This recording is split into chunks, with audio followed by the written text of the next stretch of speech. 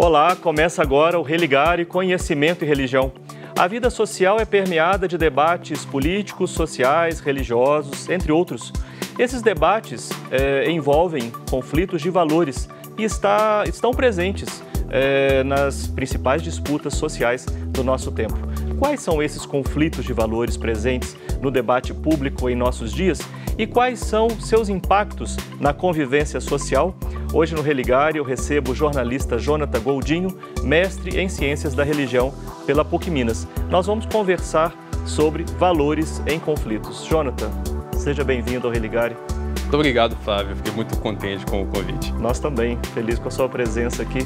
Participe do programa, envie uma pergunta sobre o tema de hoje para o nosso convidado. Anote aí o número do nosso WhatsApp, 31, código de Belo Horizonte, 996428473. Você já está seguindo o Religare no YouTube?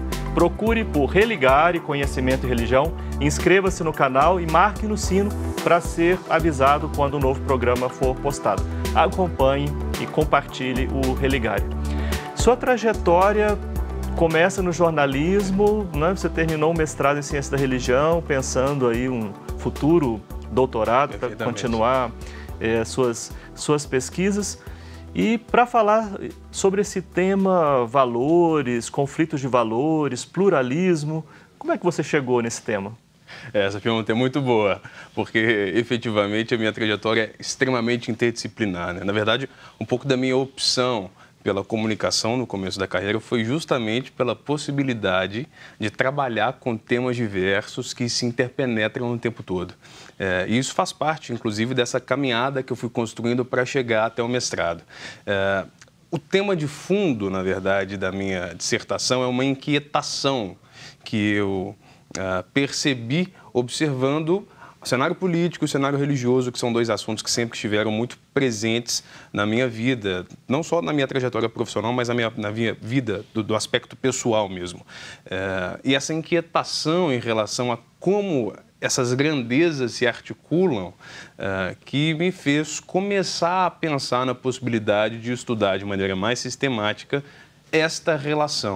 E não só esta relação, mas esta relação tensa. Então, a minha trajetória um pouco é desse aspecto interdisciplinar que foi me levando a observar, porque, na verdade, acho que a grande tarefa de um jornalista, de um comunicador, é a observação, e a partir dessa observação me acendeu uma inquietação e eu decidi investigar essa inquietação. Você escolheu também um autor de perfil interdisciplinar, né? Sim, perfeitamente. Filosofia, história, filosofia política, o campo da educação. Apresenta para nós um pouco Isaiah Berlin. Muito bem. É o autor que você trabalhou, não é? Isso. Até a chegada dele também foi uma chegada curiosa, porque como eu comecei com esse problema, com essa inquietação em relação ao problema que eu estava observando na vida real, observando nos jornais, no noticiário político especialmente, eu comecei a pesquisar autores, teorias de maneira mais apropriada que me ajudassem a tentar analisar ou tentar compreender minimamente esse fenômeno. E foi nessa trajetória, aí com o apoio do meu professor e amigo Rodrigo Coppi Caldeira, a quem aqui já envio o meu abraço, que nós encontramos o caminho do Isaiah Berlin. Isaiah Berlin foi um filósofo político, especialmente do século XX, um dos grandes pensadores do século XX, considerado talvez o maior pensador liberal do século XX, ali da segunda metade do século, especialmente, o autor que nasceu no Império Russo, na atual Letônia, em Riga, mas que logo criança emigrou para o Reino Unido, onde cresceu, se tornou, obviamente, cidadão e lá ficou em Oxford por toda a sua vida.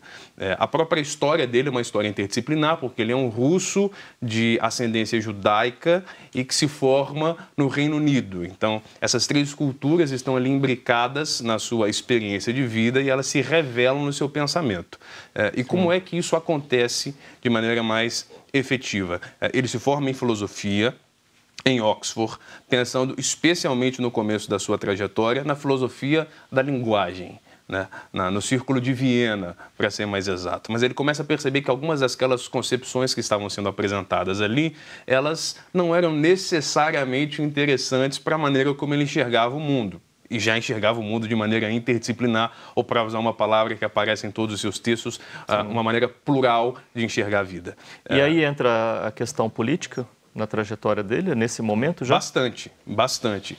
Porque quando ele se forma em filosofia, ele já está interessado ali nas questões políticas, naturalmente, mas isso vai se acendendo ao longo do tempo por uma experiência pessoal muito forte, uma vez que ele presenciou as duas guerras, a primeira como criança, e por isso teve que sair da Rússia, do Império Russo, e ir para o Reino Unido, em 1917, quando começou a guerra, a Revolução propriamente. E na Segunda Guerra Mundial, em que ele já era mais crescido, já tinha um entendimento maior, ele viu o seu próprio povo sofrer de maneira muito contundente, ele próprio não sofreu por conta da estatura que tinha alcançado na vida até aquele momento, também de uma família rica, enfim, isso tudo ajudou o desenvolvimento da carreira dele, e ali ficou mais evidente a necessidade de entender os movimentos e os mecanismos políticos da atuação humana. Você disse que ele é um dos principais autores do liberalismo. Isso. Que influências ele recebeu? Olha, essa é uma pergunta muito interessante, porque talvez uma das grandes características do trabalho do Azer Berlin é exatamente essa multiplicidade de informações que ele recebe. Alguma das críticas que ele recebe, inclusive, tem a ver com isso. É que como ele é um intérprete muito eficaz, repousa sobre ele a crítica de que ele, na verdade, é só um repetidor e não um teórico propriamente. Então, óbvio, o Azer Berlin está muito fincado, pensando na tradição liberal, lá nos pais do liberalismo clássico, desde Adam Smith e por aí vai. Ele dá não uma cara nova, porque essa era uma discussão muito, muito presente naquela ocasião, mas ele coloca interpretações interessantes na perspectiva do liberalismo por conta de uma convicção pessoal de que a liberdade deveria ser o valor mais valioso da humanidade. Claro, no meio da sua trajetória, quando ele começa a desenvolver mais a ideia de pluralismo, ele diz, olha, talvez não seja a mais importante, mas eu considero a mais importante baseada na nossa experiência.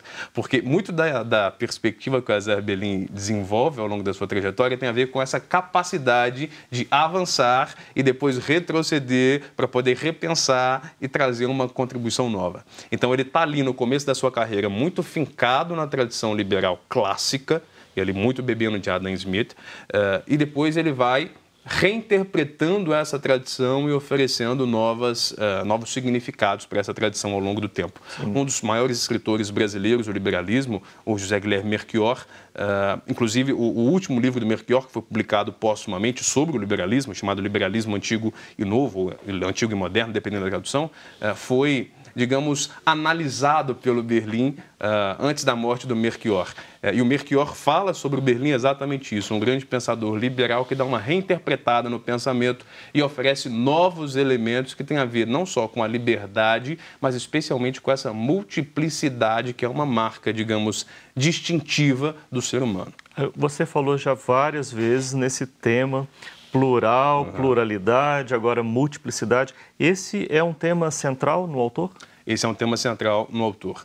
Na verdade, é curioso, porque o Azer Berlin não é um teórico como nós concebemos normalmente. Um teórico que escolhe um tema e vai desenvolvendo esse tema ao longo do tempo, aprofundando em textos. Ele era muito avesso a essa ideia de ficar sistematizando demais as ideias. Ele era um ensaísta.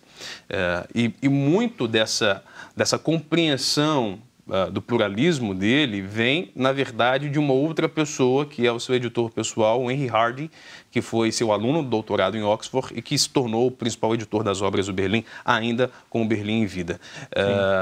Então, na verdade... Segue vivo, não? Você mantém contato com ele? Sim, ele é professor em Oxford. Eu tive a grata felicidade de entrevistá-lo para um texto que foi publicado no Estado da Arte, no Estadão. Eu e o professor Rodrigo Copo o entrevistamos, ainda mantemos contato, talvez aí temos pela frente um projeto de publicação de alguns textos sobre o Berlim no Brasil e também fora do Brasil.